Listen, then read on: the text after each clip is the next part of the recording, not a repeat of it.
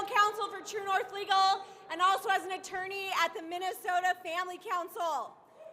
We are here today because the so-called Equal Rights Amendment, also known as the ERA, threatens the rights of Minnesotans, the rights that we all hold dear. Today, we stand for justice for all Minnesotans against the ERA's attack on women, on girls, on preborn children, and on the religious community in this state.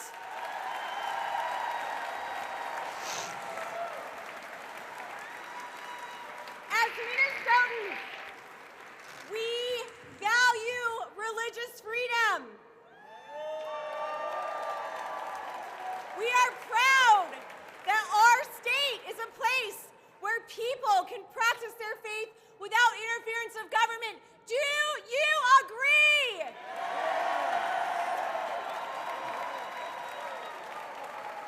But the ERA strips protections for religious freedom by removing the word religion, effectively making religious freedom a lesser right than the right to abortion or protections based on gender identity. And let me be clear, this is not an us versus them movement. Religious freedom is for everyone.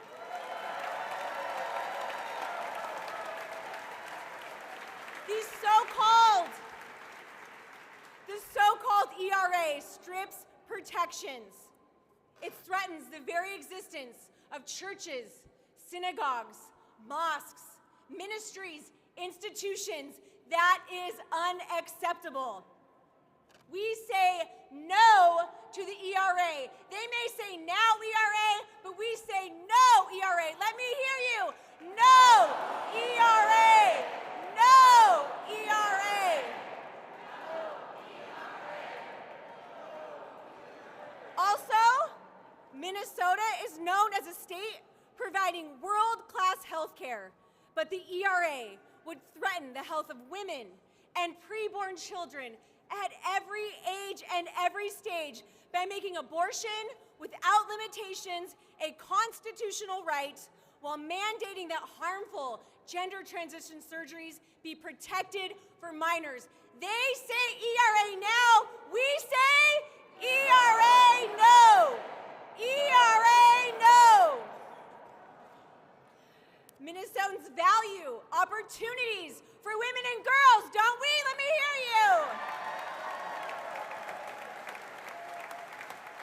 But unlike the original language in the original ERA, this language is a radical version of the ERA that would threaten the rights of girls' opportunities, and it would not protect them. They say ERA now, we say ERA no! ERA no! Female-only spaces and sports teams, domestic abuse shelters, and even women's prisons would be forced to open their doors to men who identify as women. As an attorney, I've seen firsthand the harms to girls who are wearing their gym clothes underneath their plain clothes in school because they want to avoid locker rooms and restrooms and school policies that allow men to enter female-only spaces. That is unacceptable.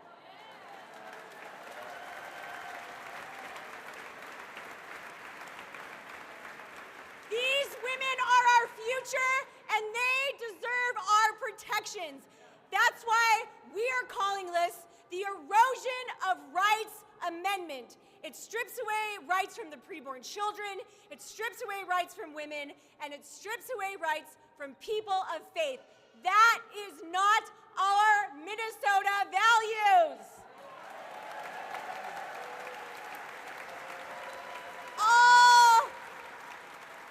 All Minnesotans deserve justice. Do you agree? That's why we say ERA no! ERA no! The movement for real equality in Minnesota starts here today with all of you in this room, and it starts right now. Are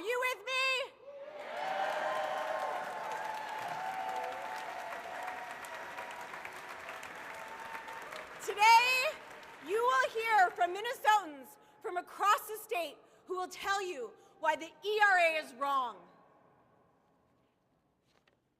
First, I'd like to introduce our speaker, Bishop Williams.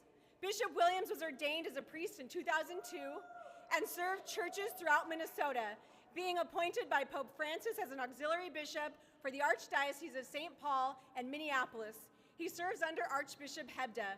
Bishop Williams says he loves Jesus and his church and seeks to share his love with all of his neighbors. Please welcome Bishop Joseph Williams.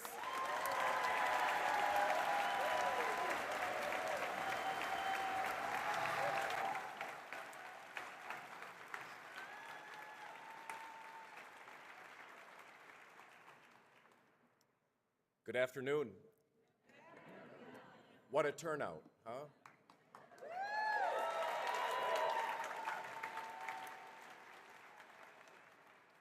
It's moments like this that help us to realize that what unites us as people of faith is much greater than what divides us, and I rejoice in that in this moment.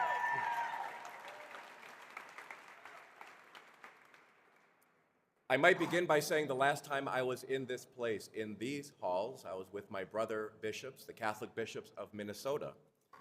We had the chance, as we do every year, to meet our legislators on both sides of the aisle. I had a chance personally to thank legislators, as I've worked with the Latino community for over 20 years. Wonderful, humble people of faith, but people who lived in fear, people who played by the rules, people who worked hard, but nevertheless lived in fear of being pulled over. So thanking legislators who passed the driver's license for all was a justice issue for the Catholic bishops, and I was happy to meet with those legislators. And I'm happy to be here today.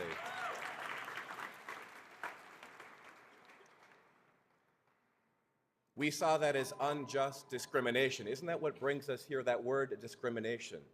What is it? What is at stake, really?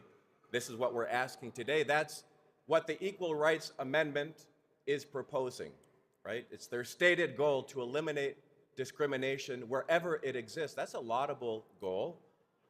If you read their branding, they say no qualifiers and no exceptions.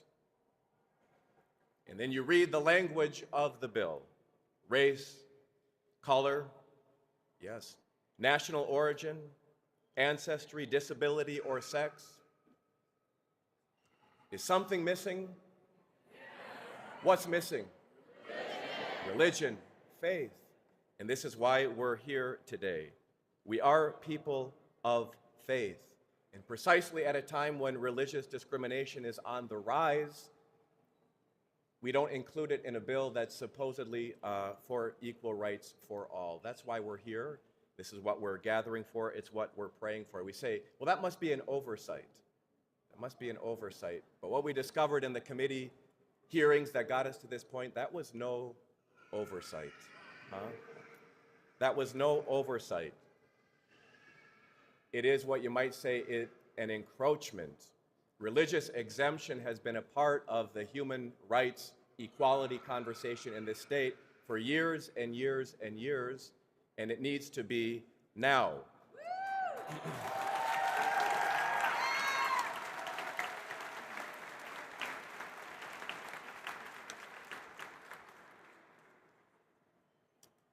I think what's at stake more than anything else, at least in my heart, maybe in the hearts of other bishops and pastors, is the right to be who we are in our places of worship, in our schools, in our religious institutions. That's not too much to ask, to be who we are, to believe what we believe God has revealed to us about life and even unborn life, about love, even in its sexual confusion at times. What has God revealed about love and about true human flourishing?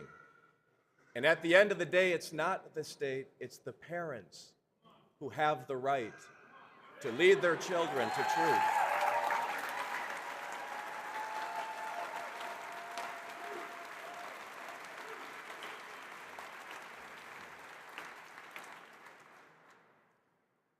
And those parents have a right to choose a school to choose a faith community to help them walk with their children in times of darkness, to realize that faith is a light, faith is a lamp that can help the light of reason to guide our children. That's why we're here today. And so I'd like to pray with all of you today in our scriptures. St. Paul, for whom this city is named, says this: God, who made the world and all that is in it, who gives to everyone life and breath and everything. He made the whole human race to dwell on the entire surface of the earth, and he fixed the ordered seasons and the boundaries of their region so that people might seek God, even perhaps grope for him and find him, though indeed he is not far from any one of us. My dear brothers and sisters, we pray today to the God who is not far from any one of us. Give us courage, God, as people of faith, to make room for you in our society, in this great state of Minnesota. We're here for you, God, and we know that you are here for us. Let us all fight discrimination wherever it might be found, including religious discrimination, that life, liberty, and happiness might be the birthright of all your children on the entire surface of the earth. Amen.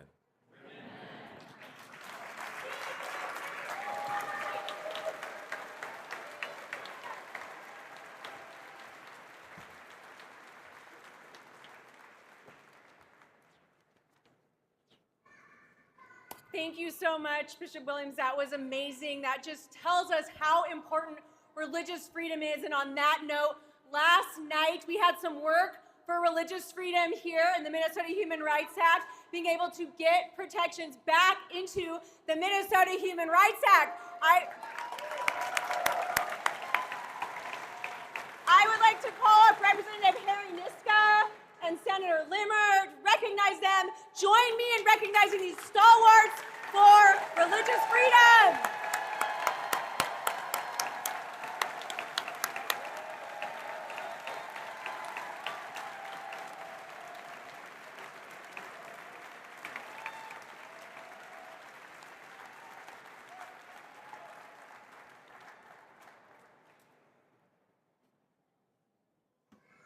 I also have the honor of introducing to you a real women's champion from the state legislator. Representative Lisa Daymuth is here with us today. She is going to give us some remarks, and I would like all of the other legislators that are here today to come up on the stage so that we can see the legislators that stand for the real equality movement in Minnesota.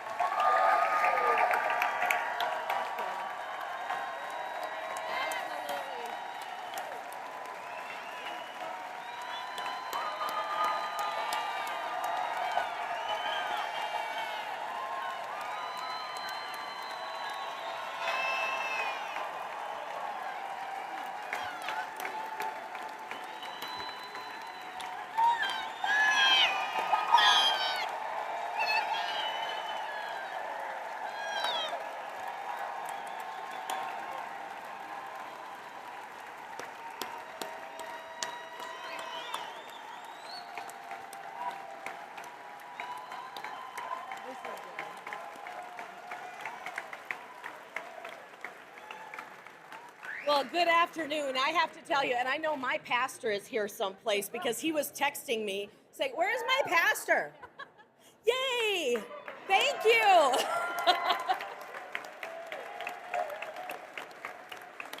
I have to tell you, as you just heard it announced, the fact that we passed that bill in the House of Representatives that we have fought for all session to establish protections for our religious entities against discrimination. I want to tell you today that it is because of you here in this building. It is you supporting the good work.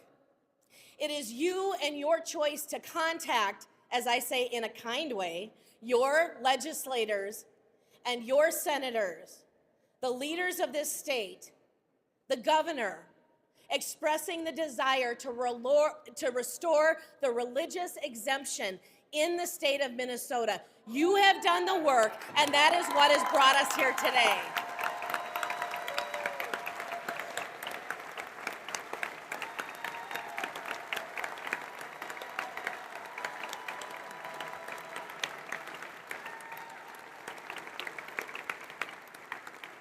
But I also, with the good news and the good work that has been done, I want to tell you that our fight is not over. And we want to keep you up to date on what is going on and how you can still be a part of the process and change this for good. We've got a proposed amendment to the Minnesota Constitution that actually is masquerading under the guise of the Equal Rights Amendment. But it is not about equality. We are already in the state of Minnesota equal under the law. It is a masquerade.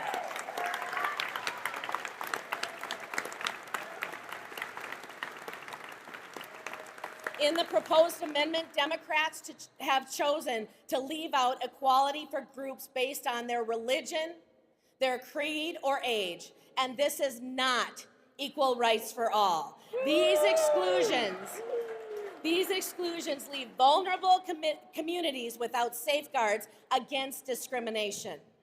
And additionally, the language would be added to the Constitution. It would enshrine the most extreme abortion policy in the nation. That would be abortion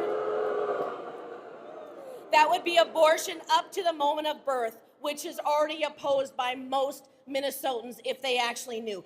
That language, if it is passed and put on and passed by the voters in Minnesota, would be in our Minnesota Constitution. Allowing abortion at 9 months for no reason is morally reprehensible. It is.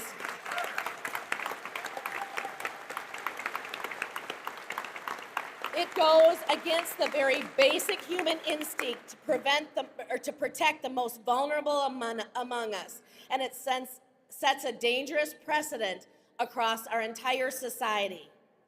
Additionally, in that language, the vague reference to pregnancy on the ballot question is misleading, it is opaque, it is not transparent, and it would leave voters uninformed about the true implications of the amendment. They are hiding that and couching it, and they are trying to hide what is actually being proposed.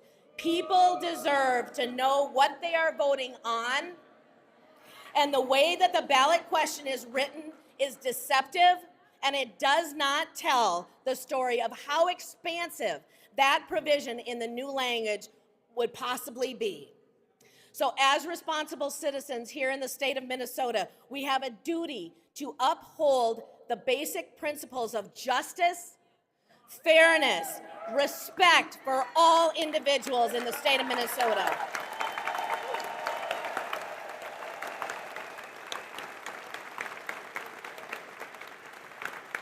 By rejecting the flawed amendment, we affirm our commitment to protecting the rights of every Minnesotan, regardless of their beliefs or background. The amendment as written is deceptive. It is misleading. And House Republicans will continue to stand for the rights of all Minnesotans. But we are counting on you. Use your voices in the way that has been the most effective.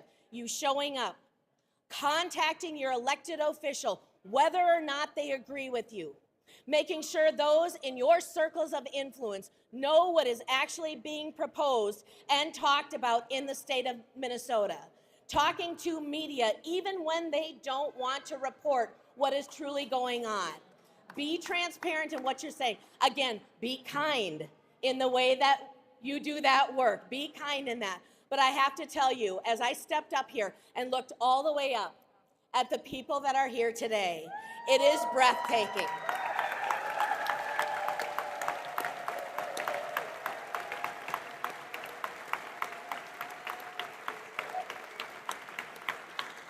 You have every right to be here in the People's House, and we have seen this place filled with protesters. We have seen this place filled with activists. We have seen this place filled for all other reasons. But to know that you have come today to show up and express what you know is right is so much appreciated. Thank you very much. It is great to be with you. Thank you for standing up for Minnesota.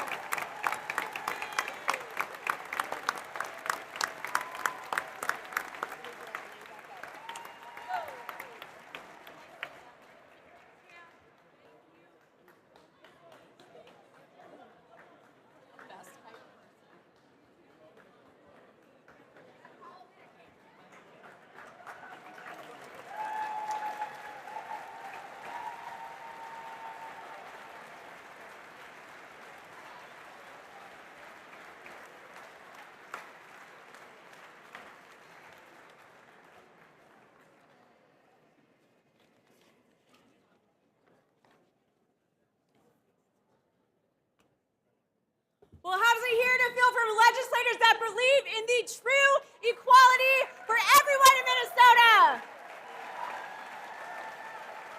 That is so encouraging. When you show up, we will win.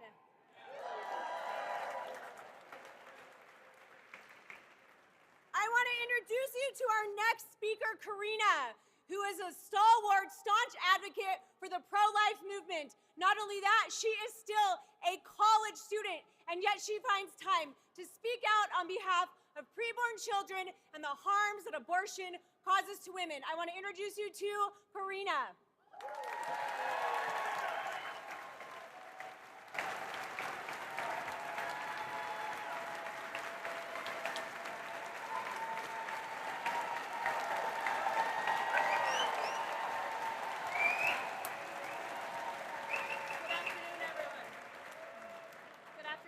Good afternoon, everyone. My name is Karina Falls. I'm here before you today to use my voice as a young Minnesotan. Oh, closer? Here? There we go. Here, let's pull the box out. Thank you. Let's try that again. There we go. Good afternoon, everyone. My name is Karina Falls. I'm here before you today to use my voice as a young Minnesotan, a young woman, and as someone who believes in human rights to speak out against this abominable bill that has been proposed in the Minnesota Legislature. Lawmakers here in Minnesota are attempting to enshrine abortion through birth by deception of the public. They are trying to hide this extremism on the ballot measure behind a prohibition of discrimination on the basis of pregnancy. Bought and paid for abortion extreme legislators who have sworn to be transparent with us as constituents have disregarded democracy. Make no mistake, the absence of truth in this ballot measure is no accident on the part of lawmakers. This is a blatant strategy, one that was made through a recent edit, which removed a clarification about what pregnancy discrimination meant and enshrining of unlimited abortion.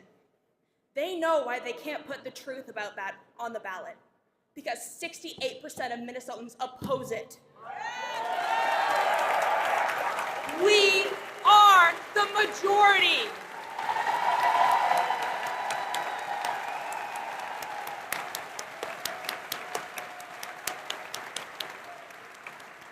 I thank all of you for coming out here today, but our battle is far from over. Where the biggest change must be made is in exposing the truth about this legislation, because we know our officials won't do it for us. Have conversations, spread the word, talk with the 68%. Call your senators. Join me in standing against this egregious, unequal rights amendment. Thank you.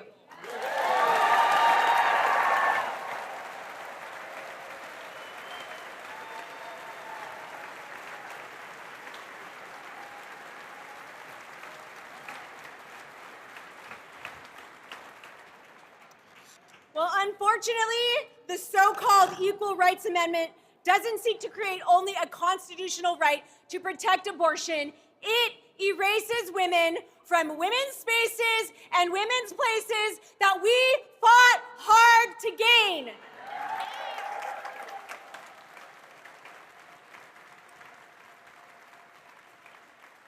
the ERA, the so-called ERA, prisons, daycare facilities, sports teams, and schools would have to accept a male's self-proclaimed identity as a woman and allow him into our spaces.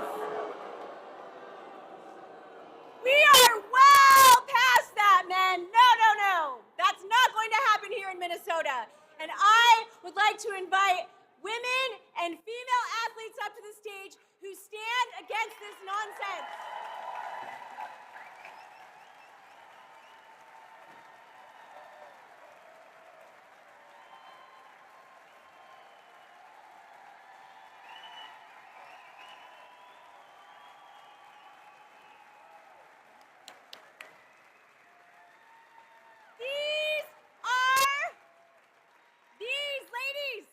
These ladies are the women of the future. And gender identity advocates claim that we're not displacing many of them at all. But you know what I say? Displacing one of these women is displacing one too many.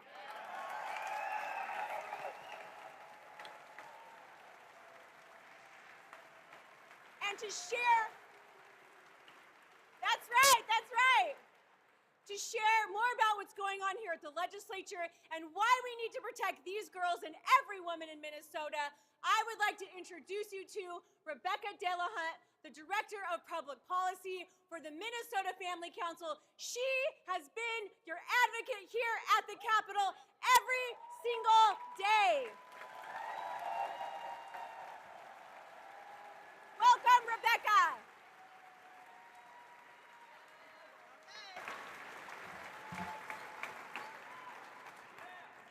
Thank you, everyone, for being here today. We so greatly appreciate it. Well, we up here have learned so much from participating in athletics.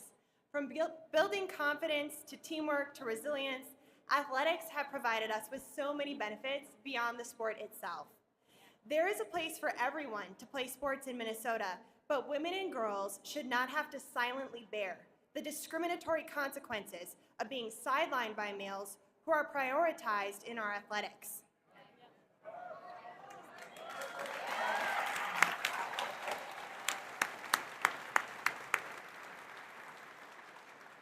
If the so-called Equal Rights Amendment changes our state constitution, males would have priority access to women and girls sports.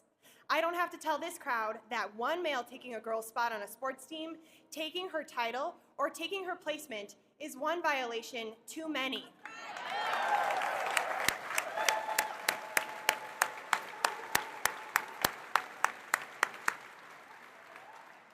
Across the country, males are taking athletic titles previously held by women and girls. They're taking team placement from women and girls, and they're taking scholarship opportunities from women and girls in the name of so-called gender identity and equality. That is not equal. The ERA privileges males over women and girls' safety and access to athletics. This is primarily an issue of justice for women and children. We will vote no on ERA.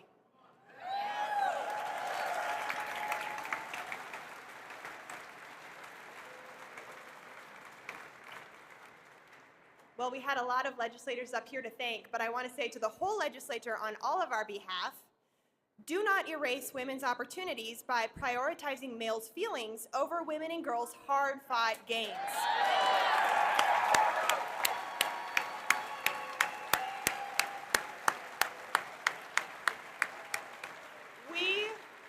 We will not comply with the lie. We will vote no on your unequal rights amendment.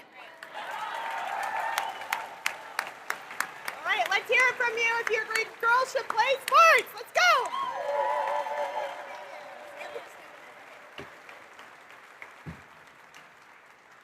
Thank you, Rebecca, and to all the female athletes.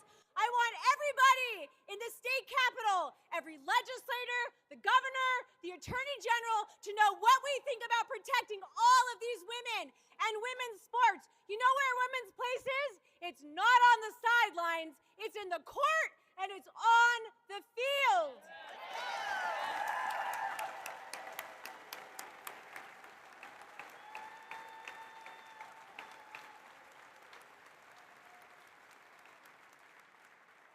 And if you believe they should not sit and they should not quit, let me hear you say it with us 3 times. I will not sit. I will not quit. You ready? 1, 2, 3. I will not sit. I will not quit. I will not sit. I will not quit. I will not sit. We will not quit. Woo!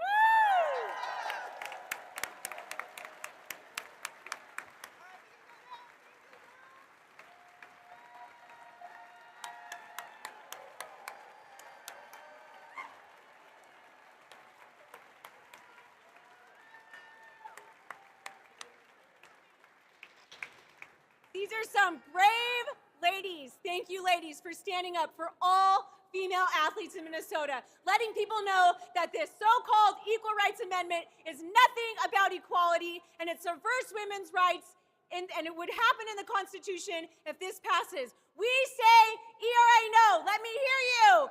ERA no. ERA no. And I... ERA no. That. Woo. That.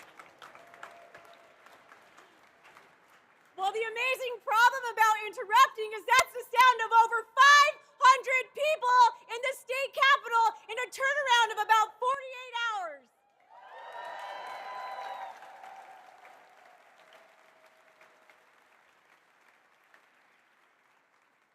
And it cannot be overstated that the Equal Rights Amendment was also enshrine unfettered access to abortion on demand into the state constitution with no guardrails. Friends, a child's heart starts beating at 22 days after conception. This is unacceptable. And to talk more about the harms of the abortion industry and how that would be part of our new state constitution if this ERA passes is Kathy Blazer from Minnesota Citizens Concerned for Life. I want to welcome Kathy to the podium.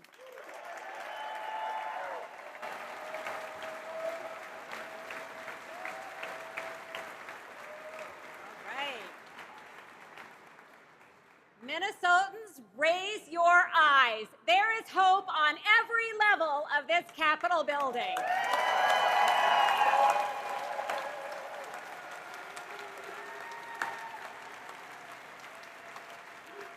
We are here to say that upending and bypassing the legislative process to pass a deceitful and unequal rights amendment will not be tolerated.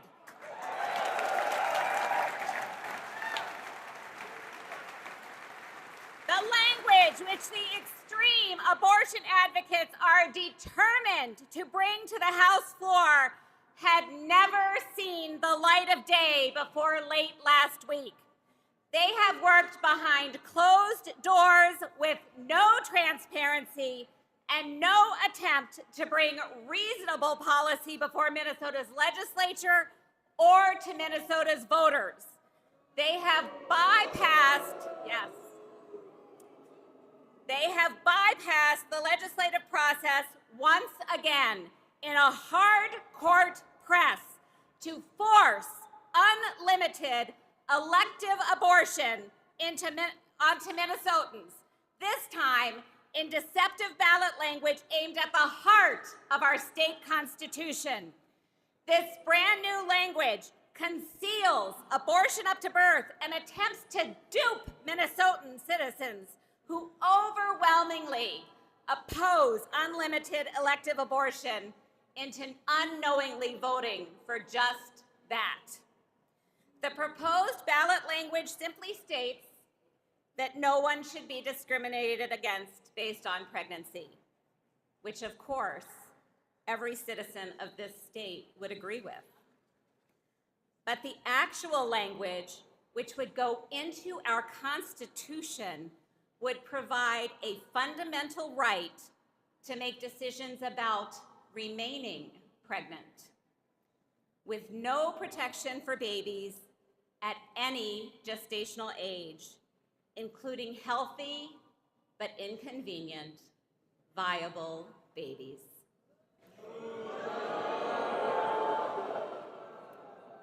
68% of Minnesotans consistently say that they want reasonable protections for babies who feel excruciating pain and could just as easily be delivered alive and thriving rather than aborted.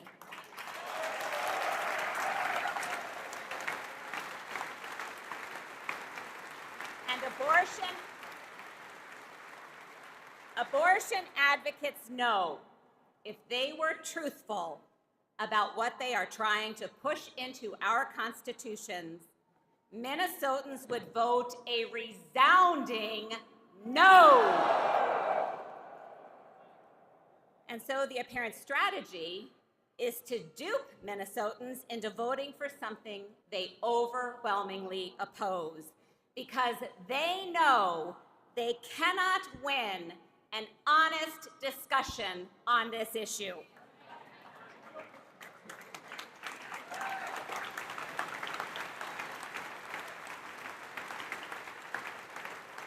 MCCL and every organization here will not allow this horrific lie to go unknown.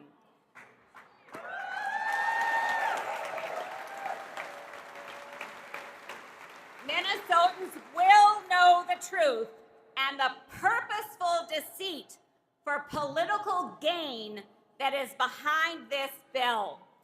We will use every means to bring the truth to every Minnesotans across the state. Will you help us?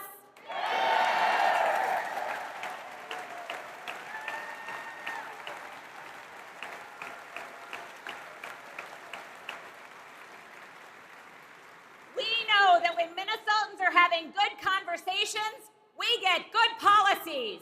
Will you have good conversations? Will you tell your neighbors, your family, your friends, your coworkers, your pastors, your congregations, will you tell them the truth about this bill?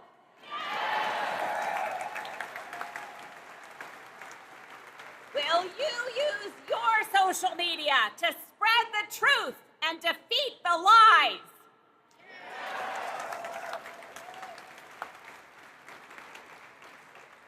Will you call your legislators?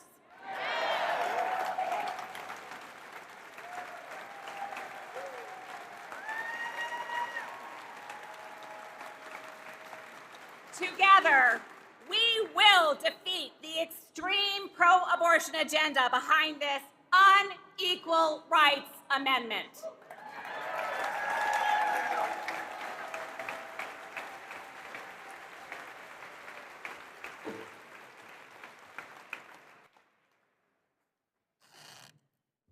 Thank you, Kathy, for helping us understand why we all need to stay involved and get involved. According to the FDA's own label, 1 in 25 women will be harmed by using dangerous, high-risk abortion drugs. We would have abortion on demand with no guardrails. ERA, no!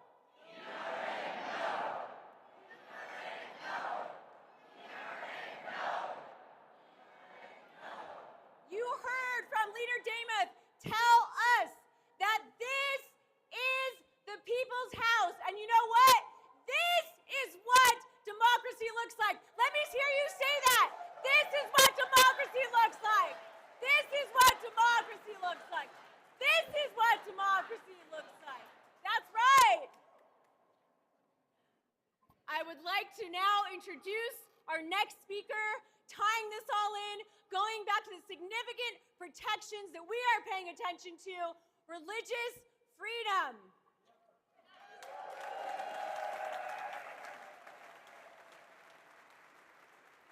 I would like to invite up Pastor Rob Ketterling.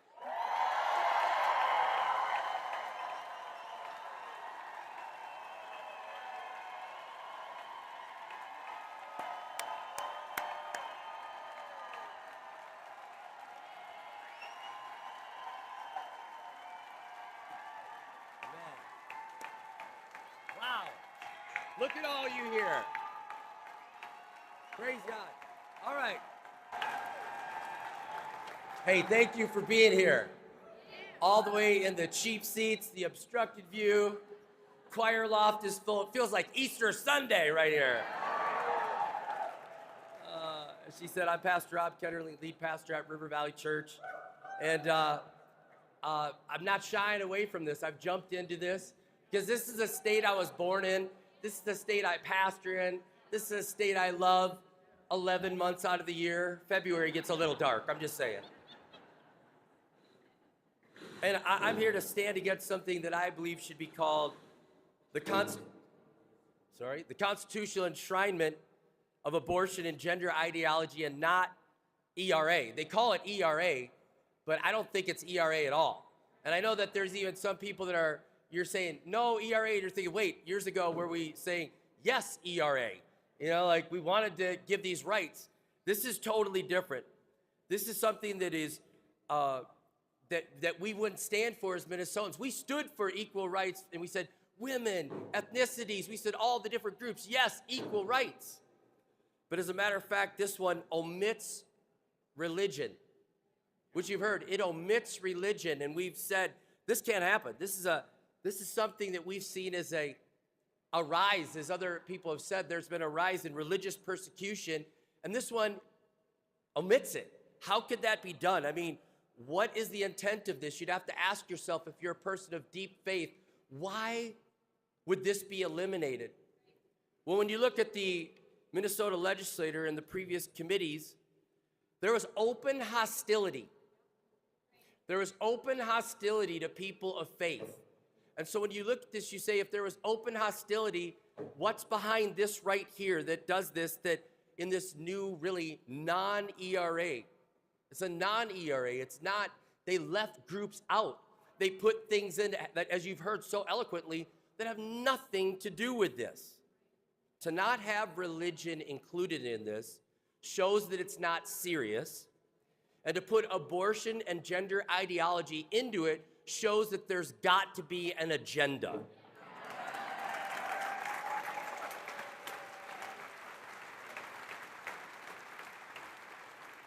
So we're asking for the legislators to see the error of their ways. Just recently, I said yesterday, in the Human Rights Act, they saw the error of their ways and put back in the religious exemption. And can I say thank you to all of you that worked so hard? Yeah, great job. You showed up. They paid attention.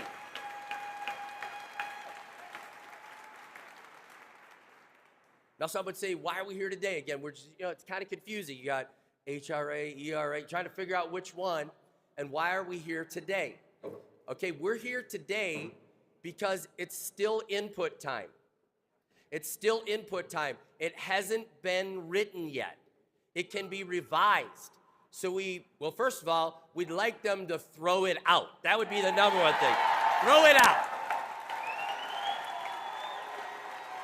Throw it out. Throw it out. Throw it out. Throw it out. Yeah. I had to get a chant in there somewhere. All right. Yeah, we want them to throw it out. There's still time for them to say this is wrong. And if they won't do that, there's still time for them, because again, I think there's an agenda here. If they won't do that, they need to at least show they're serious by putting religion into this and not excluding religion. Because if they don't put it in, religion goes below everything else. And that's wrong. That's wrong for it to be below. So this is why we're here today. It's still input time. Now, let me go back to the abortion and gender ideology being placed in our Constitution. If it's placed in our Constitution and enshrined in our Constitution, you'd realize that means the debate is over, the dissent is over, the dialogue is over. It's in our Constitution. It means that crisis pregnancy centers, women's sports, religious schools, sex-separated shelters, people that object with deeply held religious views, they would be the enemy of the state. They would be going against the Constitution. I mean, you think about this again, we have Bible schools, we have pro-life ministry would then be going against the Constitution. We have gender-specific mentoring in our churches where the older women are. I mean,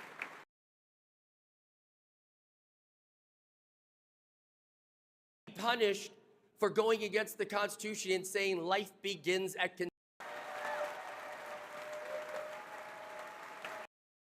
Say this, the debate is not over.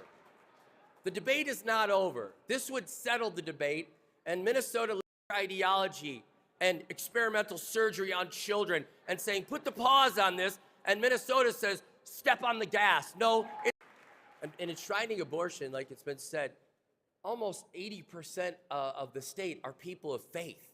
Look at it, and as we were reading it and reading it and reading it, we could see it was just a Trojan. So I'm urging our legislators today to, number one, withdraw this new ERA that is not ERA. Throw it out. Gotta at least show they're serious by putting religion in there. That's a small win, by the way. And don't be confused. We can't let that happen. And then I'm urging Minnesotans, regardless of this, to oppose this. Should the legislators push this through and this get to the ERA. This is a new non-ERA that attacks the church, lowers the value of religion, elevates abortion.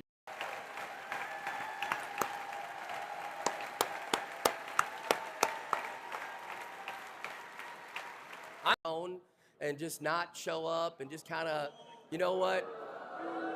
I get it. Everybody has a voice. Speak up for what's right, and stand for what is right together. And so, throw it out.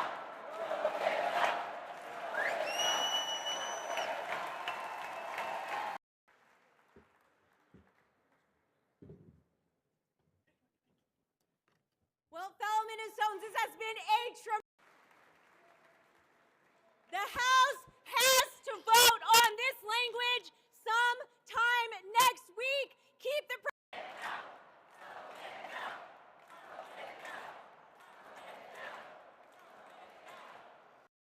by calling different viewpoints, including religious viewpoints, discrimination.